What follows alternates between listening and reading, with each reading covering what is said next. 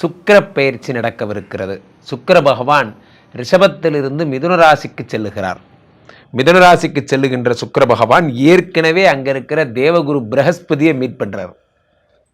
சும்மா இல்லை சார், தேவகுரு பிரகஸ்பதியும் அசுரகுரு சுக்கராச்சாரியாருமாக இணைந்து புதனுடைய வீட்டிலே அருள் பாலிக்க போகிறார்கள். புதன் ஒரு சுபக்கிரகம். ஸோ புதன் ஒரு சுபக்கிரகத்தினுடைய வீட்டிலே சுக்கிர பகவானும் குரு பகவானுமாக சேர்ந்து பலன்களை வாரி வாரி வழங்கப் போகிறார்கள் இந்த உலகத்தில் அத்தனை பேருக்கும். ஜாதகத்தில் இந்த பக்க குவாட்ரண்ட்ல யார் இருக்காரு? சனீஸ்வரன் இருக்கிறார். இந்த பக்க குவாட்ரண்ட்ல யார் இருக்கா? சுக்கிரனும் குருவுமாக இருக்கிறார்கள். இந்த சுக்கிர பகவான் வாழ்க்கையிலே இன்பங்களுக்கான சுகங்களுக்கான அதிபதி என்று அழைக்கப்படுகிறார். ஜோதிடத்தில் கலத்திரகாரகன் என்றும் அழைக்கப்படுகிறார். திருமணமாகுது ஒருத்தருக்குன்னா அதுக்கு சுக்கிரனுடைய அருள் கண்டிப்பாக வேணும். இல்வாழ்க்கையில் மகிழ்ச்சி, தம்பதிகள் சந்தோஷமா இருக்காங்கன்னா சுக்கிர பகவானுடைய அருள் என்பது கண்டிப்பாக தேவை. ஆக இந்த சுக்கிரன் காதல் மற்றும் இல்வாழ்க்கை, மகிழ்ச்சி, இன்பம்னு வாழ்க்கையில் என்னென்ன இருக்கோ அது அத்தனைக்கு சுக்கிர பகவான் தான் அதிபதியாக இருக்கிற மிகப்பெரிய பங்களா, மிகப்பெரிய சொகுசு வாழ்க்கை, ஆடம்பரமான காரு, வாசனை திரவியங்கள் போன்ற அத்தனை விஷயத்துக்கும் சுக்கிரன் தான் காரகத்துவமாக இருக்கார். இந்த சுக்கிரத்தை சொல்லுவோம் இல்லையா, உங்களுக்கு என்னங்க சுக்கிர தசை அடிக்குது, அடி தூள் பண்ணுறீங்கலாம் சொல்கிறாங்கல்ல. அப்போ அந்த சுக்கிரன் என்றால் என்ன அப்படின்னா மகிழ்ச்சிக்கான கடவுளாக இருக்கிறார். கலைத்துறையில் இருப்பவர்களுக்கெல்லாம் இந்த சுக்கிரனுடைய அருளாசி தான் மிகப்பெரிய வெற்றியை தருகிறது. அதை போலவே இசைத்துறையில் இருப்பவர்களுக்கும் இந்த சுக்கிரன் தான் அருளாசி தருகிறார். அவ்வகையிலே இந்த சுக்கிர பயிற்சி ஒவ்வொரு ராசிகளுக்கும் யார் யாருக்கெல்லாம் குபேர சம்பத்துகளை தரப்போகிறது, யார் யாருக்கெல்லாம் திருமண யோகங்களையும் வைபவங்களையும் பிள்ளை பிராப்தியும் உண்டாக்கப் போகிறது, யாரெல்லாம் வெளிநாடு போக போறீங்க என்பதையெல்லாம் ராசி ரீதியாக பார்த்து விடலாம். கடகராசிக்காரர்களுக்கெல்லாம் இந்த சுக்கிர பகவான் என்ன தருகிறார்? கடகராசிக்காரர்களுக்கு இந்த சுக்கிர பயிற்சி, கடகராசிக்காரர்களுக்கு இத்தனை நாள் பாதகாதிபதி ஆட்சி பெற்று அமர்ந்திருந்தார் ரிஷபராசியிலே. இந்த பாதகாதிபதி ஆட்சிங்கிறது சாதாரண விஷயம் கிடையாது சார். பாதகாதிபதிங்கிறது உங்களை டார்ச்சர் ஃபெலோ. இந்த ஃபெலோ 12ஆம் வீட்டுக்கு வந்திருக்கான். இப்போ தான் பாதகாதிபதி 12ஆம் வீட்டிற்கு வரும்பொழுது என்ன பலன்களை தருகிறார்? 12ஆம் வீடு என்பது தூக்கம், 12ஆம் வீடு என்பது கடகராசிக்காரர்களுக்கு டிப்ரெஷன், மன உளைச்சல், இதெல்லாம் இந்த 12ஆம் வீடு. 4-11 கூடியவன் 12ஆம் வீட்டில் இருக்கிறான். இல்வாழ்க்கை, சுகம், இதெல்லாம். ஸோ ஏதாவது ஒரு மனுஷன் சந்தோஷமாக இருக்கிறதே இந்த 12ஆம் இடம் தான். கால் நீட்டி தூங்குறதே இந்த 12ஆம் இடம் தான். இந்த 12ஆம் வீட்டில் பாதகாதிபதி இருக்கும்போது தூக்கமே வராது. ஏதாவது ஒரு கனவு. சில பேர் சொல்கிற கேஸெல்லாம் கேட்கும்போது பயமாக இருக்கும். சார் நான் படுத்துகிட்டே இருந்தேன் சார், யாரோ காலை பிடிச்சி தரன்னு எடுக்கிற மாதிரியே இருக்குது சார், ஏதோ ஒன்று சொல்லிட்டு போயிடுறாங்க. அவன் சொன்னதுக்கப்புறம் நமக்கு பயமாக இருக்குது. உண்மையிலே நம்மளை யாரோ காலை பிடிச்சி இருக்கிற மாதிரியே இருக்குது.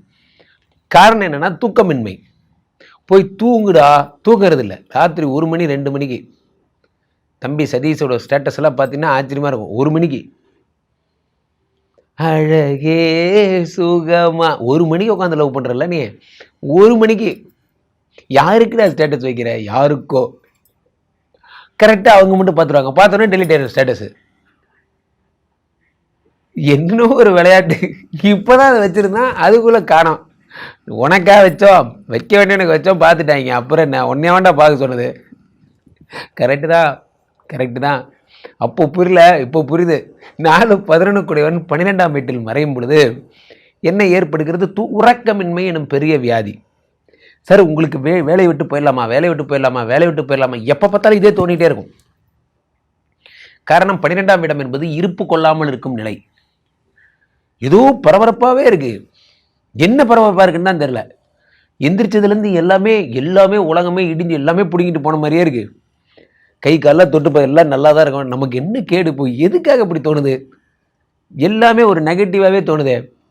சில நேரங்களில் அப்படி தான். அந்த 12ஆம் வீட்டில் முன்னெல்லாம் இந்த இனம் புரியாத பயம்ங்கிறது என்னைக்காவது வரும். இப்போல்லாம் இனம் புரியாத பயத்திலே தான் பாதி பேர் ட்ராவல் ஆகிறான். ஏன்டா அப்படி தெரில. மனசு ஃபுல்லாக நெகட்டிவ் ஆக்கி விட்டானுங்க.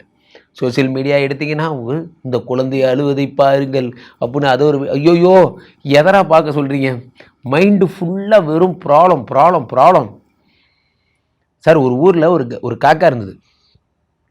இதுதான் உங்களுக்கு பொருந்தும். நீங்கள் தான் அந்த காக்கா, நீங்கள் தான் அந்த கிராமத்து காக்கா. சிட்டி காக்கா, கிராமத்து காக்கா கதை. இது நீங்கள் மைண்டில் வச்சுக்கோங்க, இது உங்களுக்கு அப்படியே பொருந்தும். ஒரு ஊரில் நீங்கள் தான் கடகராசி கிராமத்து காக்கா. ஓகே, உங்கள்கிட்ட ஒரு சிட்டி காக்கா வந்து உம்புழுத்துட்டே இருக்கு. என்னன்னா இதெல்லாம் ஒரு ஊரா? ஊர் பேர் பார்த்தியா? கொட்டாம்பட்டி. கொட்டாம்பட்டின்னு ஒரு ஊர். இதில் உனக்கு ஒரு வாழ்க்கை அப்படின்னு கிண்டல் பண்ணிட்டே இருந்திருக்கு. இந்த கிராமத்து காக்காவுக்கு ஒரே அசிங்கமாயிருச்சு. அப்படி என்ன தாண்டா சிட்டியில் இருக்குன்னு பார்க்கறதுக்காக கிராமத்து வாழ்க்கையை விட்டுவிட்டு அந்த சிட்டி காக்கா கூட போகுது அதுவும். அது ஒரு இடத்துல சென்னைன்னே வச்சுக்கோங்க, சென்னை கூட்டு வந்துருச்சு. கூட்டு வந்து அந்த சிட்டி காக்கா சொல்லுது, இங்கே பார்த்தியா எவ்வளோ விலையுயர்ந்த கட்டடங்கள், இந்த கட்டடத்தோட லேப்ட் அடியில் போய் நம்ம தங்க போகிறோம் அப்படின்னா, அப்படி இல்லைங்க, இங்கே வேறு கார் ஷெட் இருக்குது பற்றி அது சந்தில் போய் உட்காந்துக்கணும், நம்ம மழை பெஞ்சால் அந்த சந்து கடியில் உட்காந்துக்கணும் அப்படின்னு சொல்லியிருக்கேன் அந்த காக்கா. அதுக்கு அந்த கிராமத்து காக்கா கேட்டிருக்கேன், இங்கே எதுவும் பெரிய மரங்கள் ஏதாவது ஆலமரம், அரச மரம், வேப்ப மரம் அதெல்லாம் இல்லையா? அதெல்லாம் இருக்குமா, இது சிட்டி, நீ கிடைக்கிற கேப்பில் நீ போய் சொருவிக்கணும் அப்படின்னோடனே, ஆச்சா இதெல்லாம் ஒரு வாழ்க்கையா, நான் பாட்டுக்கு அங்கே ஜாலியாக சுற்றி திரிஞ்சேன், இந்த சந்தில் உட்காந்துக்கிட்டு உனக்கு ஒரு பேச்சு, சரி ஓகே அடுத்து எனக்கு ரொம்ப கச்சக்கச்சன்னு இருக்குது, நான் குளிக்கணும், சரின்னு இந்த சிட்டி காக்கா கூப்பிட்டு போய் என்ன பண்ணியிருக்கு, வாங்கன்ட்டு ஒரு கூவம் ஆற்றை காமிச்சு, இந்த ஆற்றுல தான் போய் குளிச்சிக்க, எங்கள் ஊர்லலாம் சுத்தமாக தண்ணி வருமே, இந்த தண்ணியாக குளிக்கிறீங்க அப்படின்னா, இதில் குளிக்கணும்னு அவசியம் இல்லை, குளிக்கணும்னு தோணுச்சுன்னா லைட்டாக இறக நினச்சிக்க போதும் அப்படின்ட்டு இருக்காங்க. சே இதெல்லாம் ஒரு வாழ்க்கையா, நான் எவ்வளோ கௌரவமாக டெய்லி 2 மணி நேரம் குளிப்பேன்டா அப்படின்னு சொல்லிட்டு வந்துருச்சு. இதில் கடைசியாக முத்தாய்ப்பாக ஒரு விஷயம் என்னென்னா, அந்த சிட்டி காக்கா கூப்பிட்ருக்கு, சரி வாங்க போய் சாப்பிட்லாம், வா போகலாம், பக்கத்து தெருவில் போய் சாப்பிட்லாம் வான்னு கூப்பிட்ருக்கு. எங்கேயோ ஹோட்டலுக்கு தான் கூப்பிடுது போல இருக்குன்னு இந்த கிராமத்துக்காக நம்பி போயிருக்கு. எங்கே போய் சாப்பிட போகிறோம், இங்கேயே உட்காந்துக்க, அங்கே பற்றி அந்த கறி கடைக்காரன் அவன் கட் பண்ணி கீழே போடுவான், அவன் போடும்போதுனா பொறுக்கிட்டு ஓடிடணும் அப்படின்னா, பொறுக்கிட்டு ஓடிடணுமா?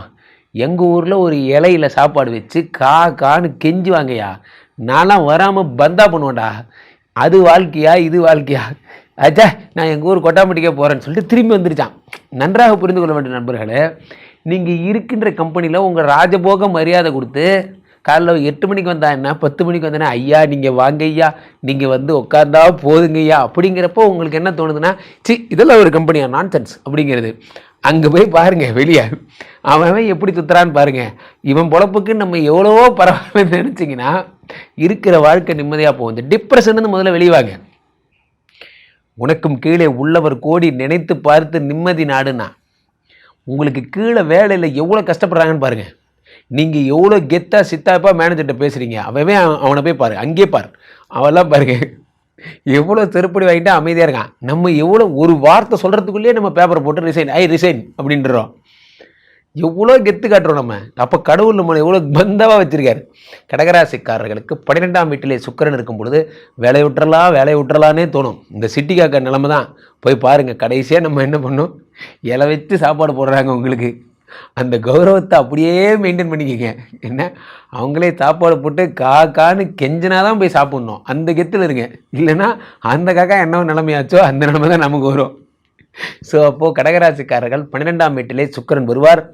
புகழெல்லாம் குறைஞ்ச மாதிரி இருக்கும். என்ன நம்மளை பற்றி யாருமே பேசவே மாட்டேங்கிறாங்கன்னு தோணும். இதெல்லாம் உங்களோட பிரமை. அரசியல்வாதிகளாக இருந்தால் என்ன நம்ம நமக்கு யாருமே வணக்கம் வைக்க மாட்டேங்கிறாங்க. நிறைய டீம் லீடர்களோட வியாதியாக தான். அவர் வந்தோடனே உடனே எல்லாம் குட் மார்னிங் சார்னா அவருக்கு ஒரே சந்தோஷமாயிரும்.